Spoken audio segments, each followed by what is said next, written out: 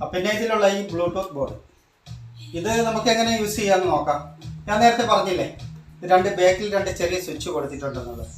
ഈ സ്വിച്ച് നമുക്കൊന്ന് ഓൺ ചെയ്ത് നോക്കാം. കണ്ടില്ലേ, ഒന്നുകൂടെ ഓൺ ഓഫ് ചെയ്യാം. ആ സ്വിച്ച് ഓൺ ചെയ്യുമ്പോഴേക്ക് ഈ ബോർഡ് ഓൾറെഡി ഓണായി. പിന്നെ നമുക്കിതിൽ റിമോട്ട് യൂസ് ചെയ്തിട്ട് നമുക്കിതിൻ്റെ മോഡും കാര്യങ്ങളൊക്കെ മാറ്റാം. ഇക്വലൈസർ മാറ്റിയിട്ട് അതിൻ്റെ മ്യൂസിക്കിൻ്റെ ആ ഒരു ടോൺ മാറ്റി നമുക്ക് കേൾക്കാൻ പറ്റും. പിന്നെ ഇതിൽ ഈ ഡീകോഡർ സ്വിച്ചും ഉണ്ട്. അത് കണ്ടില്ലേ, ഇത് നമുക്ക് കൂട്ടാനും കുറയ്ക്കാനും വോളിയം മറ്റ് എല്ലാം ബാസും ട്രിപ്പിളും ഒക്കെ കൂട്ടാനും കുറയ്ക്കാനും ഒക്കെ നമുക്ക് യൂസ് ചെയ്യാതെ. അപ്പോൾ അങ്ങനെ ഒരു ഗുണമുണ്ട് ഇതിന്.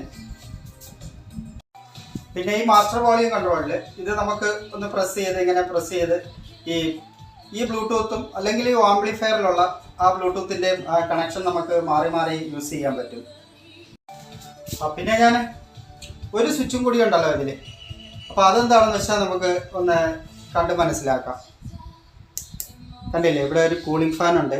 ഇല്ല, യഥാർത്ഥത്തിൽ അതിൻ്റെ ആവശ്യമില്ല. എന്നിരുന്നാലും ഇത് ഓൺ ഓഫ് ചെയ്യാൻ വേണ്ടിയാണ് ഈ ഒരു സ്വിച്ച് വെച്ചേക്കുന്നത്. നമുക്ക് ആവശ്യമുണ്ടെങ്കിൽ മാത്രം ഈ ഫാൻ ഒന്ന് ഓൺ ചെയ്താൽ മതി. അപ്പോൾ അതിന് നോയ്സും കാര്യങ്ങളൊന്നുമില്ല. അതിന് വളരെ സൈലൻ്റ് ആയിട്ട് വർക്ക് ചെയ്യുന്ന ഒരു ഫാനാണ്. ഇപ്പോൾ ഇത് വർക്ക് ചെയ്യുന്നത് ഇതിൻ്റെ ആംപ്ലിഫയർ ബ്ലൂടൂത്തിലാണ്.